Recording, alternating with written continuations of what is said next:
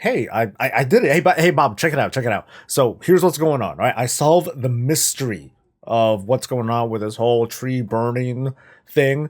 So here's what's going on, and pay very close attention. Okay. All right. So let's zoom in. All right. Further, further. All right. You see this? You see this? All right. Now enhance. Mm. See, it was you. Yeah, but do you know the truth? Wait, what? How about this? Zoom in and enhance. Don't mess with the master.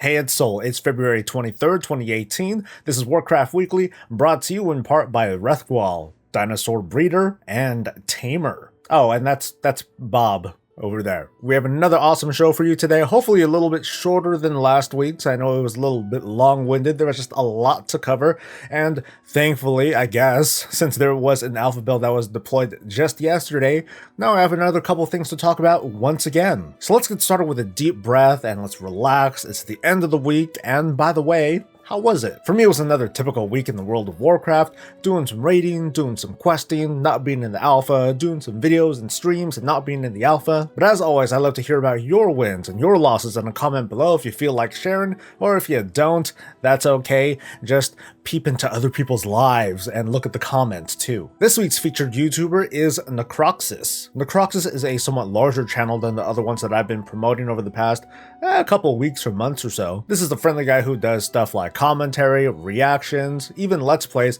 and in this case he's also featuring the Battle for Azeroth Alpha. Wait, this dude's in the alpha? What the f?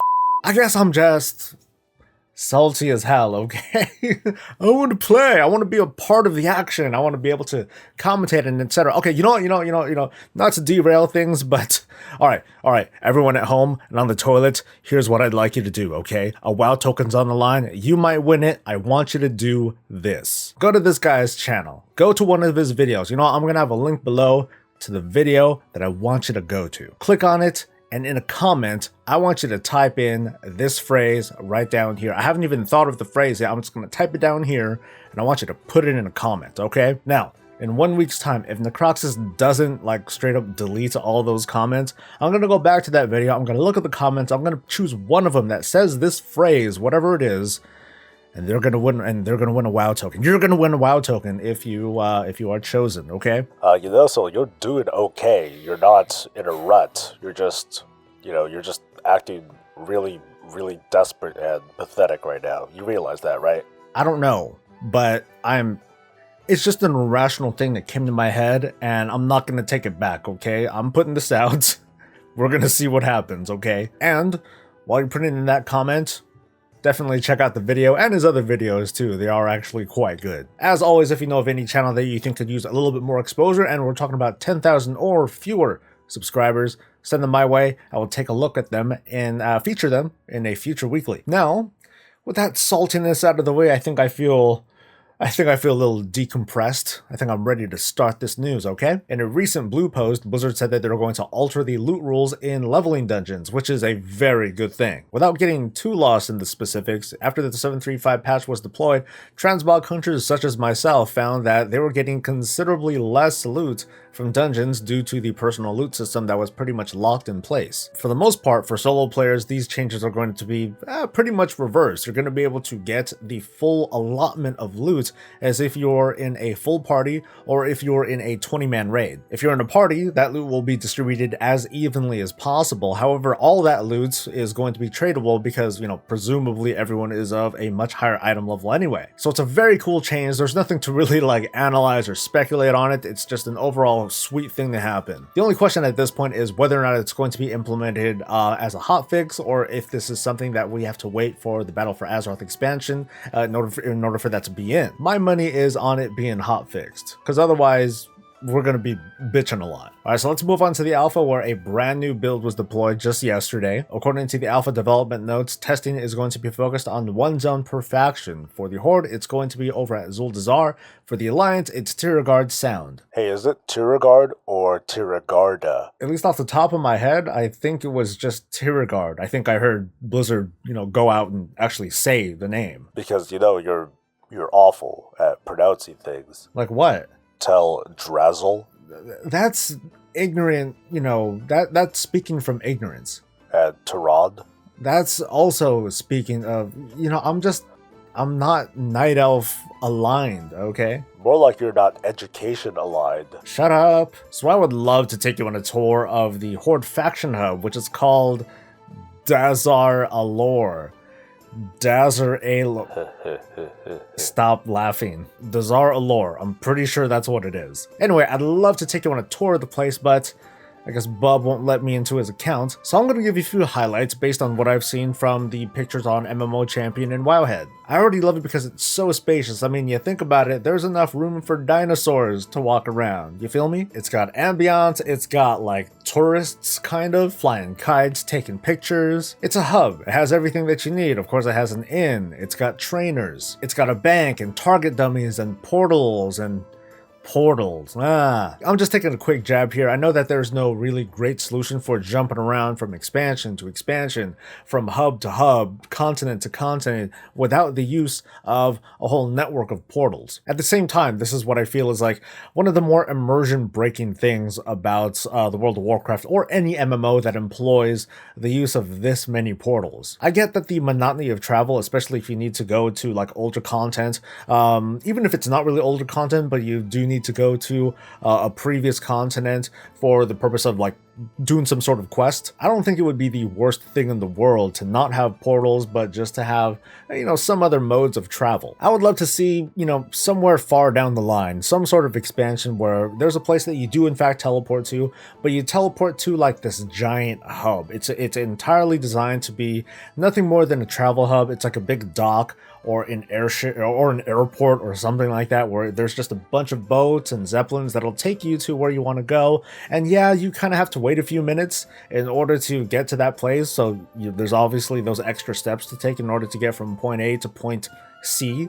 But I don't know, I just feel like there's a little bit of that character and flavor that's missing from the whole thing on travel. And it's not just that, there's so many ways to teleport, like taking wormholes and using your tabard and multiple hearthstones and what have you. I have a feeling that someday, which is not tomorrow or probably soon at all, we're going to get a kind of teleport squish of some sort. Two pretty interesting screenshots that unfortunately I can't get a closer look because, I can't get a closer look, is of these upright Forsaken guards. As a bit of trivia, one reason why I switched from an Undead Warlock to a Blood Elf Warlock way back in the earliest days of the Burning Crusade was because I just wanted to stand upright. If it's possible that the Forsaken will also get that kind of, back straightening chiropractic goodness, then that would make me tempted to go back. I think this would be pretty awesome. The other screenshot shows the training of what looks to be the return of the Kor'kron. The Kor'kron were supposed to be kind of like the elite bodyguards back in like the Thrall regime. When Garrosh took over, he greatly expanded the Kor'kron to include multiple clans, including the Dragon Maw, and I believe the Blackrock clan too. With this, he turned it into his own personal army. In this case, though, it looks like the Kor'kron is including all members of the Horde. Now, we can see this two ways. One is that, hey, Sylvanas is, bringing back the Kor'kron and bringing it in under a banner that unites everybody. On the other hand, maybe she's just kind of running short on people and she'll just take anybody right now. On the other hand, maybe she just wants to rein in more people from every race, so that way, when the time comes and, they get killed, then she can, use them for other nefarious purposes, because, she's so evil. Anyway, this dump's got everything you need, including a mission table. Oh boy, check out Nathanos and his buddy. I'm sure that they're really excited to present this new mission table to players. One of them is like, do you want to tell him? Do you want to break the news to him? And then the other person's like, I don't know, maybe we'll just let them find out for themselves? Anyway, by pretty much every account, mission tables are coming back. Offline progression will still be a thing. I was wrong. But hey, that doesn't change the fact that you should still be earning as much as you can from them sweet, sweet order hall missions in the meantime, okay? So I cannot wait to see this go live. When we see the millions of players that are cramming themselves into this little room surrounding this tiny little table. And I'm very much looking forward to all the forum posts that talk about things like sharding and how all of our shards are filled with people surrounding this table and me running around town. So yeah, should be great. Should be really great. Yay. Here's something that I speculate one day, and maybe I'll flesh this out into a video, but this is something, it's not even speculation, it's not even tinfoil. This is more like wishful thinking, okay? I would love to see a customizable faction hub, something that all the players are sitting in, but each individual player sees things just a little bit differently. Like, one person might see their personal profession vendors. They might see like blacksmithing and engineering. That's me. Whereas another player who happens to be a mage, they look at that same vendor, but they happen to see an enchanting and tailoring vendor because that's their that's their profession. I would like to see little things that tailor to your character, but at the same time still be very public. It's kind of like the idea of way back when in Warlords of Draenor, where there were kind of customizable things in the garrison, but the wishful thinking again in part of players were, well, we just wish that the garrison was a public place. So, Dazar'alor, what do you guys think? And what are we going to call it shorthand? Dazar, Daz, DA? How about Dizzle? Dizzle. I'm impressed by the size, the scale, the scope of this faction hub, and this is just one of the faction hubs. And I think it'll be fun to attack and defend too. I think it'll be pretty interesting to see just how the game will change when we change to war mode, as they're going to be calling it now. That's PvP mode in ancient speak. I don't know, it sounds like this might be a big pain in the butt to attack, but as long as it's worth it, I'd be looking forward to, blooding my lip a little bit. A very interesting number of items have showed up in this particular build, and these are items that add keystone affixes and set your dungeon level to like whatever you want through the use of an item. So this has me thinking of a couple of things, but the first thing to at least talk about is that this might just be a test item that's being used, for testing purposes. It does seem a little weird to empower players to be able to choose the dungeon and the affixes and the keystone level of whatever they're doing. So if this is in fact for just testing purposes or preparation for the Mythic Dungeon Invitational, like they just want to have these items added, cool, so be it. If this is going to be a thing that people are going to obtain or otherwise use, I think it's going to do some weird things to just the whole culture of Mythic Plus, period. This will really affect the Mythic Plus leaderboard, which was recently updated. As of right now, the board is based on the current affixes of the week, which are fixed per region. If players are going to be empowered to customize their own keystones and affixes and the dungeon type, well, that's going to do a couple of things to this leaderboard. One is that it destroys the use of the leaderboard altogether. It's just not going to work anymore. You can do this, but it doesn't sound very feasible to have separate leaderboards for like every single affix combination, which from the sounds of it, there's going to be like around a dozen or so. And from that, just how players would blacklist battlegrounds that they don't want to do, certain combinations would be not exactly blacklisted, but then no one would really care about them. No one would really try to push those particular keys. The other thing this could do is make it so that these particular types of custom dungeons just don't go on to the leaderboard. This would heavily push the leaderboard and the way the affixes and the randomness are now into, a more competitive mode, whereas the custom mode is more for like gearing up. And from there, you'll basically farm the easiest combination that you can at the highest keystone that you can handle. So if it is going that route, I'd love to hear your thoughts in a comment below. Alright, so let's move on to the main topics of this weekly, and again, this is going to attempt to be spoiler light, but there are things that allude to what's going on just before and I guess around the beginning of Biffa. If you've been keeping an eye on the forums and social media and whatnot, you might have seen a whole lot of conversation about Sylvanas being a nasty, nasty woman, and also the rumors that are flying about Draenor Orcs, like who are they, how are they coming, why are they coming, and what faction they're going to join, which I find to be, what? Why is this a question? But the question was asked, and there was a lot of discussion about it, but I think we got our answers. Keep in mind, and the content of what I'm about to say also underlines this, but This is all based on data mined information. All of this is subject to change without notice, and from that, the conclusions that we draw from this may also change as well. First off, let's touch on Sylvanas Windrunner. I said touch.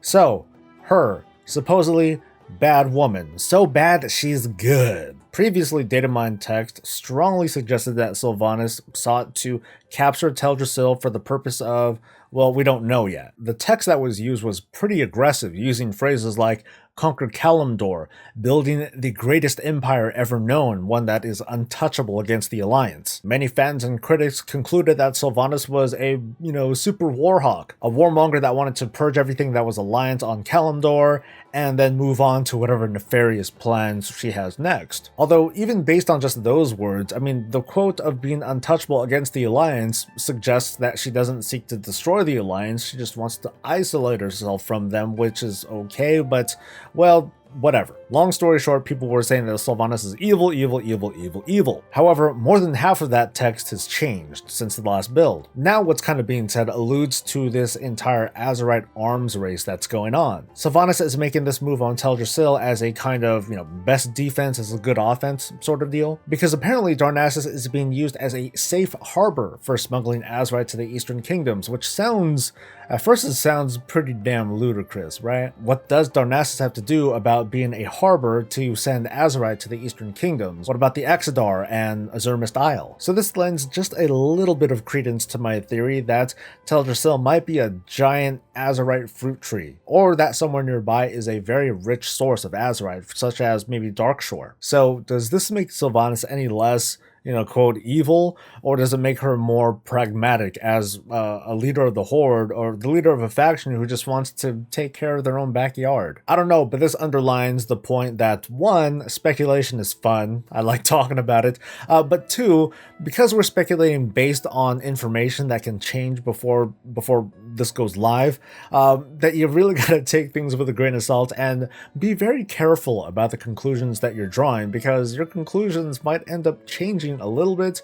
or a lot depending on what we ultimately get. And now, what I think is the last topic of today's weekly, Orcs. Since the most previous Q&A with Josh Allen and Ian Hezekostis, the speculation has been running wild about Draenor Orcs and they joining the fight. We finally and mostly have all the answers to these burning questions. But apparently, and to my personal dissatisfaction, Draenor Orcs from alternate universe Draenor are going to be joining the fight, and they're going to be siding with the Horde, which I'm not so mad about. Now let me offer both my excitement and a couple critiques about this. I do like that bringing in the Mag'har Orcs will bring a ton of customization options, from tattoos and hairstyles to being able to stand upright. I think that those are very welcome additions. The idea of another race coming from one alternate timeline to the next, that doesn't sit with me very well at all though. In fact, I'm still holding out hope that despite what we've learned from some of this data mine text,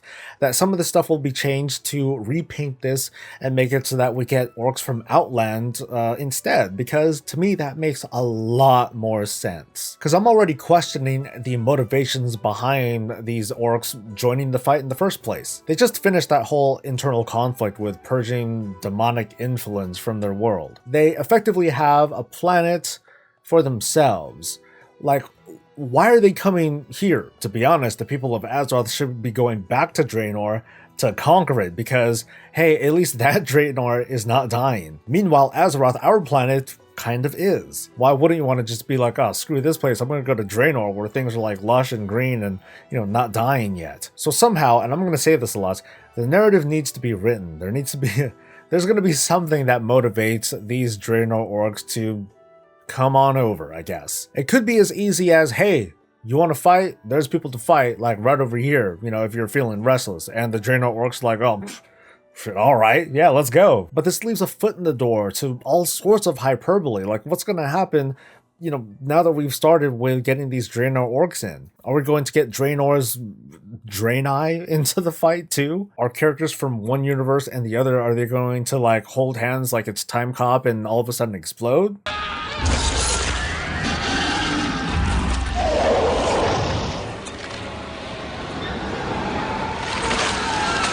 I know that there are a lot of critics that are in fact against this because of just the idea of Warlords of Draenor being part of the continuity of WoW period, which you can't escape. I mean, we had Gul'dan, he started Legion, etc., so you can't get away from that. But at the same time, it's hard to not jump to these conclusions and get into the hyperbole of things. For me, this idea of alternate universe stuff coming in, to me, this is more like fan fiction. It's not something that I find to be convincing as compelling lore. On the other hand, this would be very, very simple if they just brought in the Mag'har from Outland instead. That literally is all that it takes, and at least from the data mined information, there are a lot of conflicting things that suggest like one thing or another. It's really hard to say. And it's very, very important to remember that this is all data mined information. All of this is subject to change. Just a few words here and there can totally change the narrative as to how things are going to ultimately turn. The one thing that has me holding out hope, and this isn't much of a spoiler because this is just from, Male Mag'har Orc Flirts, is the following phrase where an orc says, "Come on a date with me, and I guarantee you'll be wearing a black-toothed grin." The Blacktooth Grin is a clan from the old Warcraft days, from like the first and I think the second war as well. But at least as far as I've looked, there hasn't been any mention of this clan in the Warlords of Draenor expansion. The other text that's included in these flirts and jokes, they strongly allude to the possibility of these orcs being from the alternate universe Draenor place, but it's not definitive, and well, unfortunately, neither is my reference to the Blacktooth Grin clan. And I think that's a wrap for today. Yes. I want to thank everyone for watching, and a special shout out goes out to Super Wookie. Super Wookie is going to win a WoW token for his awesome comment where he says, "Soul, we need you in the alpha, and I need gold, come on." Thanks to everyone else who was entering, and a reminder, I did set up a contest. I mentioned it earlier in the video, so check out what I was saying and put in that phrase, which I still haven't thought of during this recording, but it's there. I'm going to try to take a look at that video and see if we can make a little contest out of that. If it really doesn't work out though, then I'll think of something else to do for you guys. I want to thank all the new viewers. Thank you for joining me, all the new subscribers and followers and Twitch subscribers and patrons, basically everyone who has come to be part of this small, tiny, but super awesome community. If you are interested in becoming a patron and have your name emblazoned in beautiful white at the end of my videos, or if you want to be featured as a fake advertisement at the beginning of some of my videos, well, take a look at the link below, check out the Patreon page and see if you're interested, and if not, well, oh well. I still appreciate you watching and being a part of these conversations. So tune in next week for more of me trying to scrape for content of the Battle for Azeroth Alpha. Catch me in my morning shows with Twitch as I talk with the viewers and, get into all sorts of different and crazy conversations. Or watch my guild shenanigans every raid night on Tuesdays and Thursdays. I really appreciate you letting me be a short part of your day today. You all have a good one, and I'll see you next week. Until then, stay safe, stay happy, and stay breezy.